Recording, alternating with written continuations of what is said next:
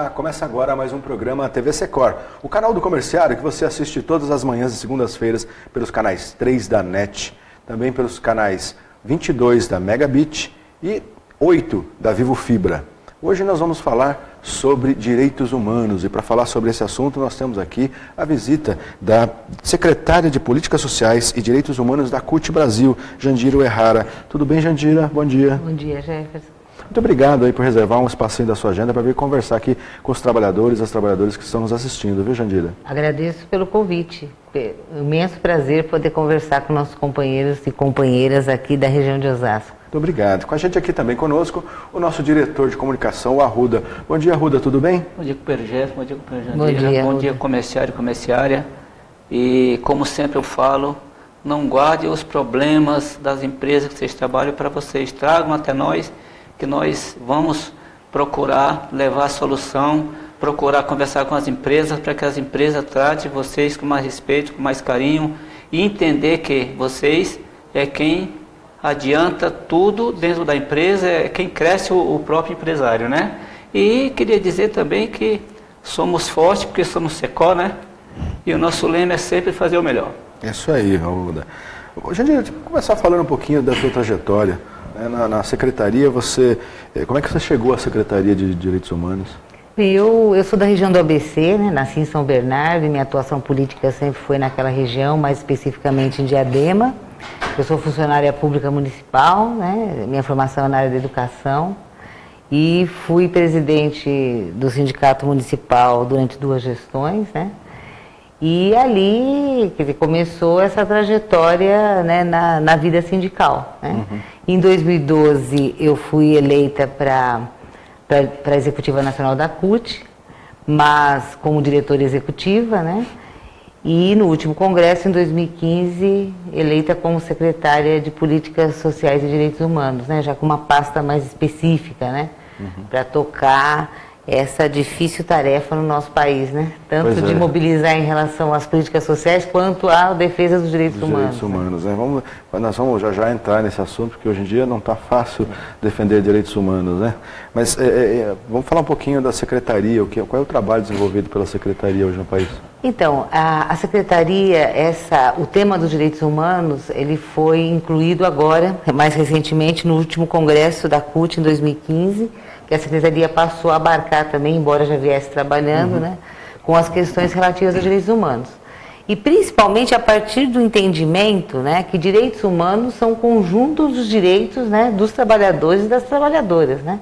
Os direitos humanos, eles incluem, hoje tem uma discussão, quer dizer, não só no Brasil, mas também fora, quer dizer, de todo um setor, né, de direitos humanos, que coloca, quer dizer, num patamar de defesa de direitos econômicos, direitos sociais, direitos políticos, direitos ambientais, direitos culturais, ou seja, vê o ser humano e os trabalhadores de uma forma integral, né? Então, portanto, não existe só violação de direitos humanos quando se trata de questões políticas, mas também de questões econômicas, né?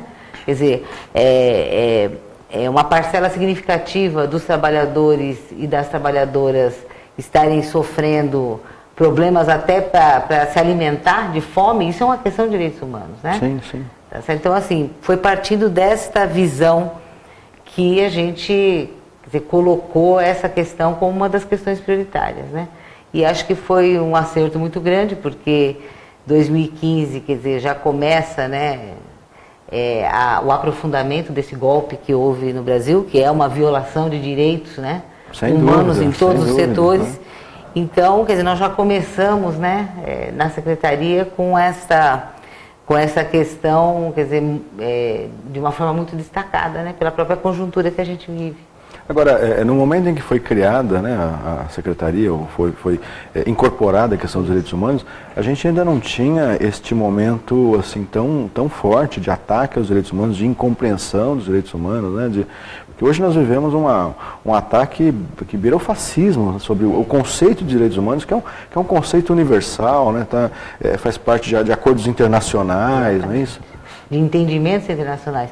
Mas em 2015, em 2013, na verdade, né, a gente começa a ter, quer dizer, um avanço ou uma visibilidade maior dessa direita reacionária e fascista no Brasil, né?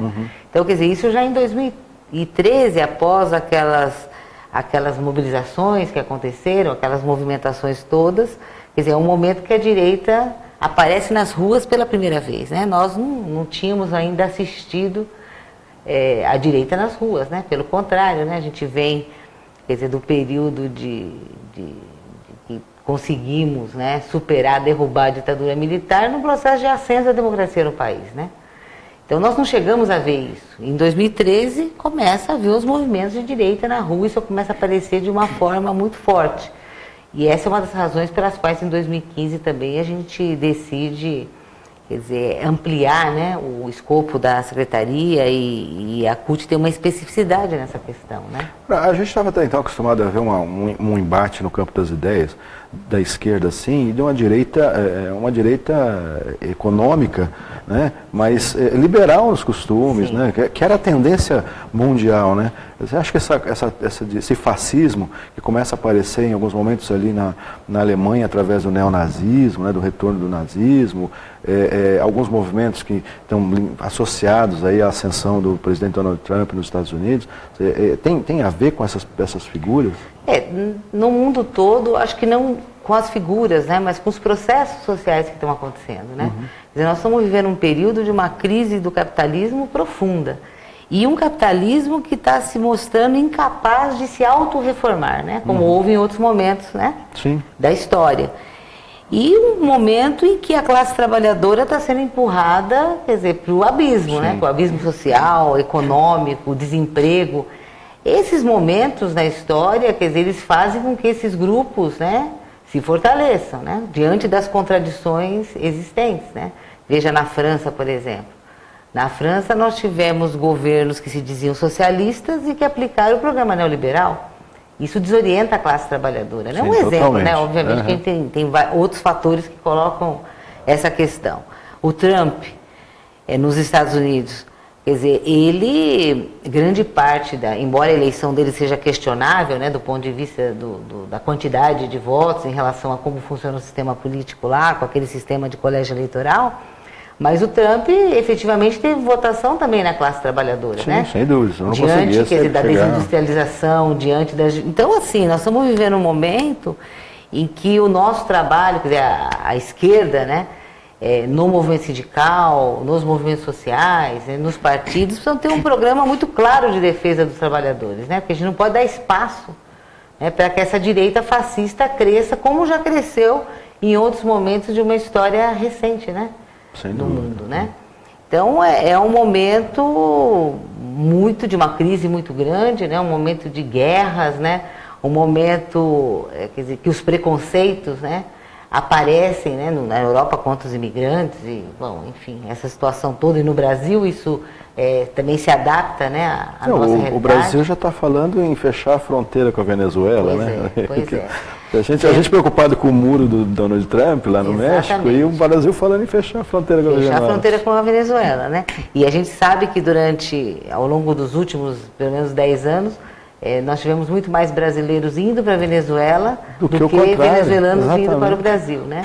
E fora o uso político, né? Que eles querem caracterizar com uma situação humanitária, porque supostamente na Venezuela haveria violações de direitos humanos. E a gente sabe perfeitamente que isso tem a ver também, de novo, né, com os interesses... Com o embate político ali, né? Política internacional. Né? Que tem a ver com o petróleo, né? Bom, enfim.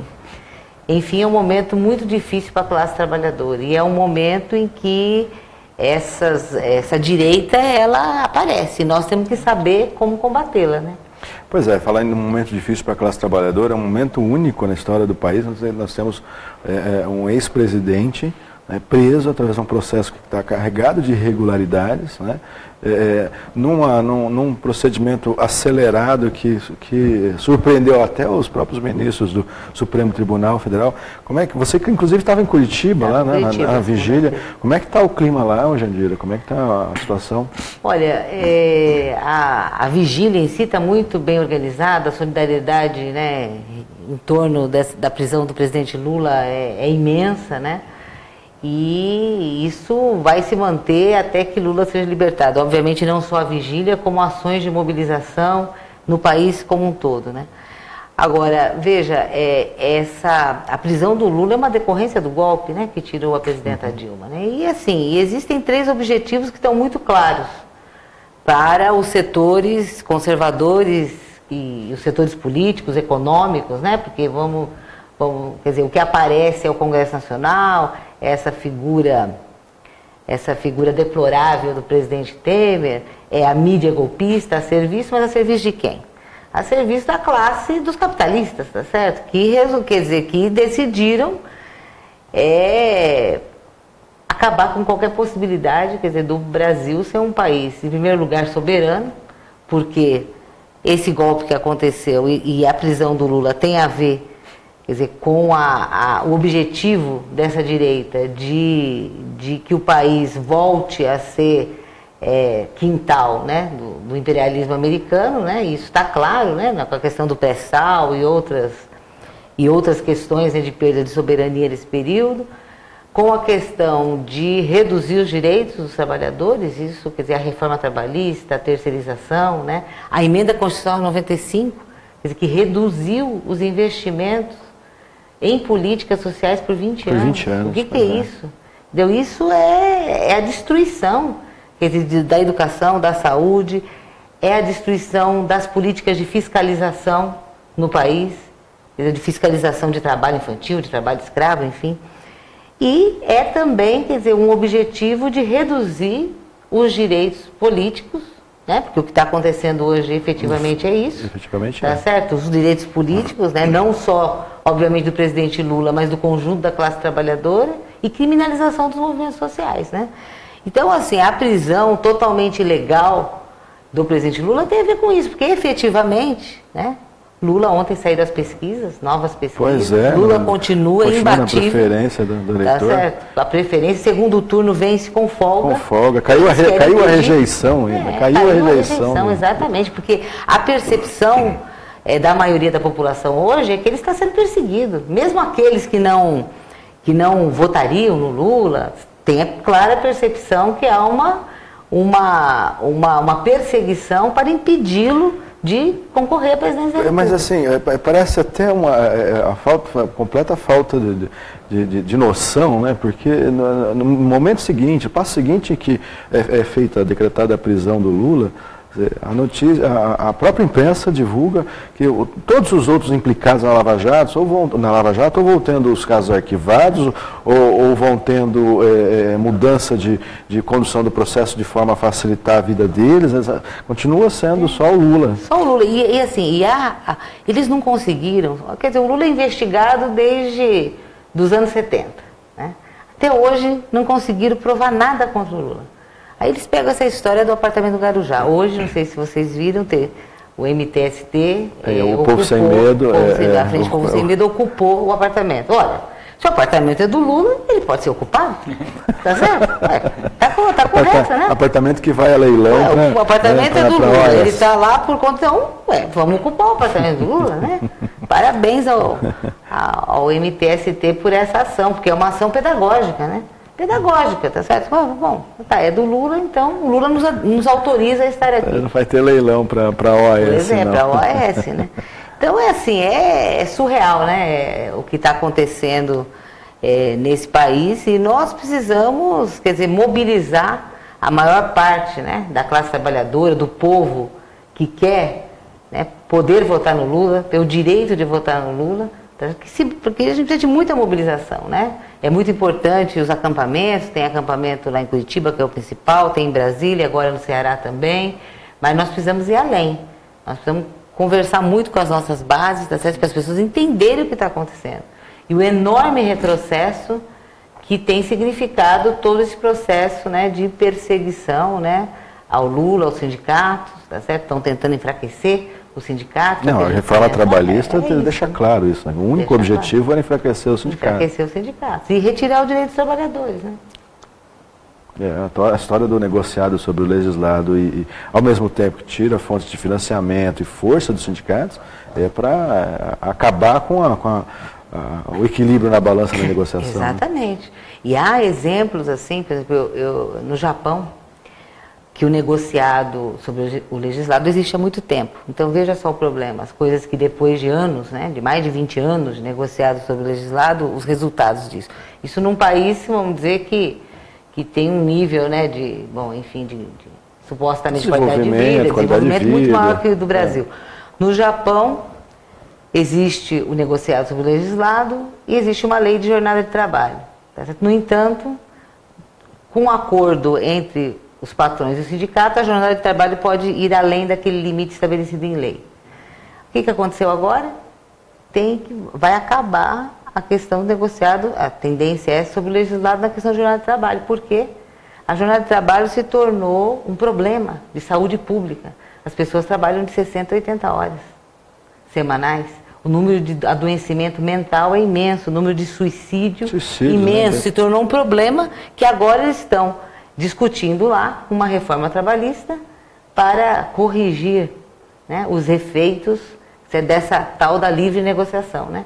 Então imagine, se isso aconteceu lá, imagine o resultado, em pouco tempo aqui, em 4, 5 anos, dessa reforma trabalhista no país. Brutal, né? É brutal, né? É voltar a condições, né, análogas à escravidão para grande parte da população, para grande parte da classe trabalhadora. Por falar nisso, você tem batido muito nessa tecla nas atividades, né? E virou notícia no país todo, essa questão do combate ao trabalho escravo, né? Com o governo golpista Michel Temer, foram atingidos os menores índices de resgate de trabalhadores, né, na história do país. Na história do país, veja. Essa questão do grupo, né, de fiscalização do trabalho escravo, e a primeira legislação que diz respeito a isso foi em 1995. Porém, foi com Lula em 2003 que, quer dizer, o aporte de recursos para fiscalização e não só, a criação da lista suja das empresas. Porque, veja, para as empresas, tudo que eles não querem é que divulgue, né, o que eles fazem. Sim. Em 2003 foi criada a lista, né? Então a obrigatoriedade de todo ano essa lista ser publicada, tá certo? E feitas as sanções, né, às empresas, né? Por exemplo, crédito rural, Sistema Nacional de Crédito Rural, fazendas, agronegócio que tenha trabalho escravo, pela lei está impedido de receber financiamento, né? Bom, e por aí, e daí afora, quer dizer, e o número de fiscalização aumentou muito, né, durante todos os governos, tanto do presidente Lula quanto da presidenta Dilma, né, a ponto do Brasil se tornar uma referência exatamente, no combate ao trabalho escravo. Quer dizer, o que acontece com o golpe, com o Temer? Primeiro com a emenda constitucional 95, que reduz, né, congela os investimentos, simplesmente caiu totalmente o aporte de recursos para fiscalização. Chegou a 20%, o que inviabiliza, né? O que inviabiliza, estava com dificuldades de combustível para fazer as fiscalizações. Então, a queda das fiscalizações tem a ver diretamente com o desmonte do setor de fiscalização. E o outro problema, que é gravíssimo, né, que é assim, desde que a PEC do trabalho escravo, tal, que isso anos e anos debatido, qual que é a questão? A questão é o que é trabalho escravo. Essa é a disputa, caracterizar o que é trabalho escravo. E trabalho escravo no Brasil, quer dizer, é o quê? É o trabalho forçado, né? Quer dizer, sem a pessoa poder sair, são as condições degradantes, é a servidão por dívida e também a jornada exaustiva, ou seja, uma jornada que leva a pessoa, que pode levar a pessoa até a morte, adoecimento, jornada de 14, 16 horas por dia. O que querem os grandes empresários? Eles querem que se limite à questão do trabalho forçado e da servidão por dívida. E que se retire da lei as condições degradantes e a jornada. Então essa é a grande disputa que existe em relação a isso. E o moderno trabalho escravo não é o trabalho escravo do século XIX, tá certo? Essas são as condições reais de trabalho escravo no país. Bom, o que o Temer fez, além de tudo? Tentaram fazer, viu uma portaria no ano passado, descaracterizar esses 4 elementos do trabalho escravo e o trabalho escravo ficar reduzido à questão do trabalho forçado, ou seja, do trabalhador não poder sair daquele... Quer dizer, isso é um absurdo, tá certo? Isso foi derrubado, mas o Temer fez isso às vésperas da votação da denúncia, né, de corrupção que foi feita, do afastamento. Pois é. Nas vésperas. E a bancada ruralista voltou em peso. Né? Para nós é claro que isso foi uma moeda de troca. Né? A portaria caiu, né? Totalmente ilegal, né? Diante, né, do Código Penal e da legislação do país. E aí o que eles fizeram então? Desde 2014, os empresários já tinham conseguido a não publicação via processo judicial, a não publicação da lista suja. Né? O ano passado, em outubro, foi julgado definitivamente e o governo é obrigado a divulgar a lista suja. O governo enrolou Sim, esses meses todos até semana passada. Né? Quando apareceu, quer dizer, inclusive, além da maioria, 34 empresas a mais, a maioria ligada ao agronegócio, mas também apareceram situações novas, como comércio no Rio de Janeiro, de pastelarias, de bares, mas aí com imigrantes chineses. Nós tínhamos muitos casos de bolivianos, né? Nessas oficinas, sim, né, de costura, sim. E agora apareceu esse aqui em novo... São Paulo, na região do Brás, Bom Retiro. Pois é, tempos difíceis, né, Arruda? Realmente essas reformas do Temer veio para acabar mesmo de uma certa forma. É claro que a população se une, as centrais se unem, mas é uma coisa tão macabra que o pessoal não consegue chegar a lugar nenhum, né? Mas mesmo assim tem que continuar lutando, porque lutando já está difícil, imagina se entregar e não lutar, né? Falando da prisão do presidente lá, é uma pessoa que ajudou tanto a população, né? E de repente está acontecendo o que aconteceu. O pessoal está reunido, tudo bem, espero que tenha uma vitória, né, logicamente, porque enquanto o Lula ajudava a pobreza, né, o Temer tira da pobreza para entregar para o rico. É incrível uma coisa dessa, né? Mas é uma coisa que a gente não pode esquecer, não pode parar e tem que ir para a luta mesmo, né? Porque senão... Jandira, agora, eu queria aproveitar, o tempo já está ficando curtinho para a gente aqui, tem um tema importante da atuação da Secretaria para a gente falar, que é a questão, né, dos trabalhadores, das pessoas com deficiência, da inclusão. A gente, antes de começar a falar aqui ao vivo no programa, comentava um pouquinho aqui o bolsão que nós temos aqui na região de Osasco, né, sobretudo na atuação de um dos segmentos metalúrgicos, que consegue altos índices, né, de inclusão, né, de cumprimento da lei de cotas, né, a 2.213, né, 8.213, né, da lei da Previdência Social, mas isso é uma realidade, assim, é uma exclusividade assim, no país. O cenário no país ainda é muito ruim, né? Muito ruim. Nós não temos no país, hoje são menos de 1%, né, dos trabalhadores e trabalhadoras com deficiência, né, incluídos, né, no mercado de trabalho. Quer dizer, o empresariado usa muitos subterfúgios, tá certo? Para descumprir a lei de cotas, né? E principalmente, quer dizer, com uma visão de que a pessoa com deficiência é um enfermo, né? E não uma condição de vida. Sim. E sendo uma condição de vida, quer dizer, nós temos que garantir a acessibilidade e garantir que a pessoa possa desempenhar todo o seu potencial, tá certo? Porque essas pessoas têm potencial, né? Tem direito a escolher, né, um trabalho, tá certo? Uma área de atuação que ela tenha, quer dizer, maiores condições e ter condição de acesso, né? Porque não há acesso, né? E o acesso, o problema da acessibilidade não é um problema só na empresa, é um problema geral, estrutural da sociedade. A pessoa precisa sair de casa até chegar, né, ao trabalho e no trabalho ter garantida a sua condição, né?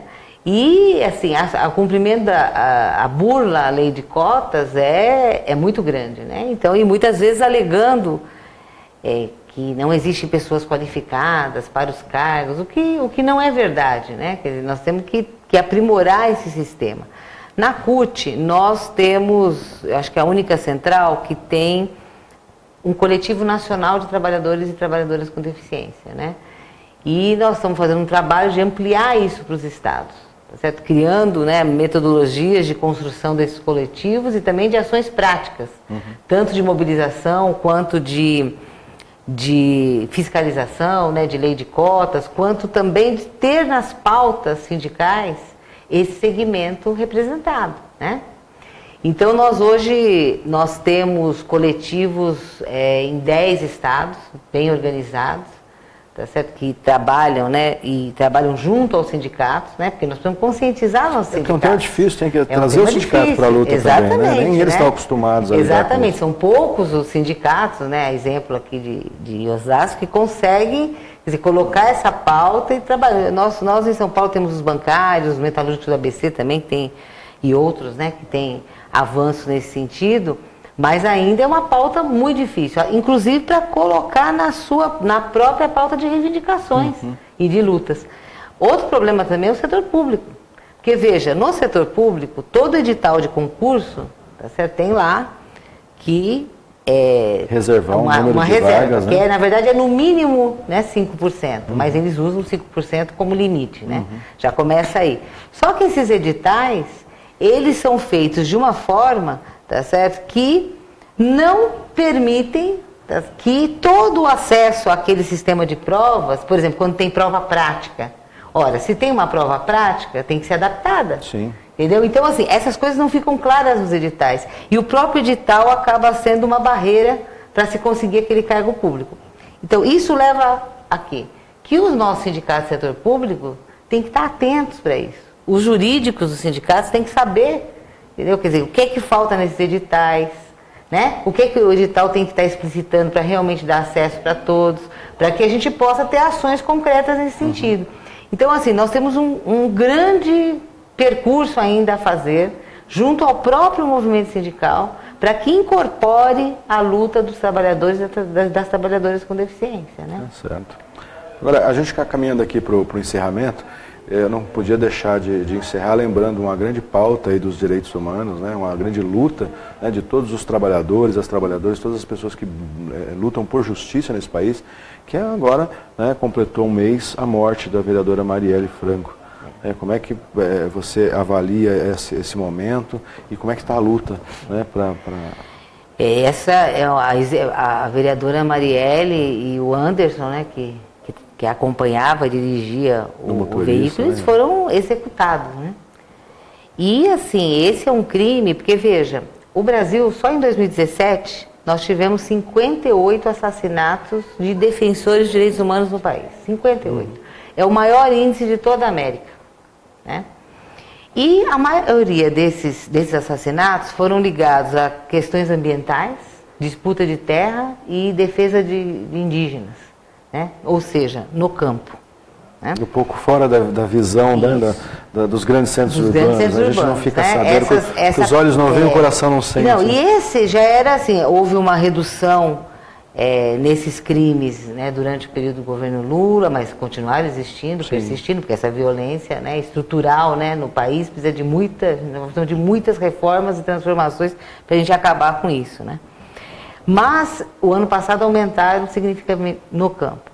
Agora, a execução da vereadora Marielle, ela é um outro patamar, né? Porque acontece na cidade, com uma figura pública, tá certo? No centro do Rio de Janeiro, e em meio a uma intervenção militar que a vereadora denunciava, combatia. E não só a intervenção militar, porque todo o processo de militarização que já vinha acontecendo no Rio de Janeiro, e também, quer dizer, os processos que envolvem, né, o crime, as milícias, essas organizações paramilitares, né?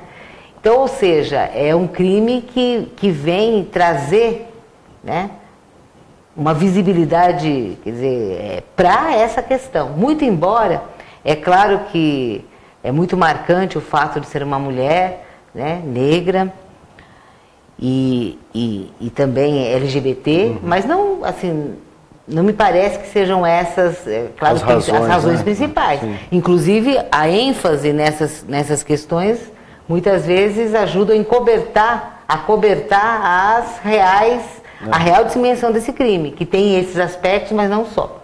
Né? Porque a vereadora Marielle, quer dizer, era uma defensora dos direitos humanos, mas olhando estruturalmente os problemas, né? É verdade. Que estavam acontecendo. Então, assim, está na cara que é um crime que se teve lá quem executou, mas é fundamental também que se encontre os mandantes. Né? Porque certamente isso não veio de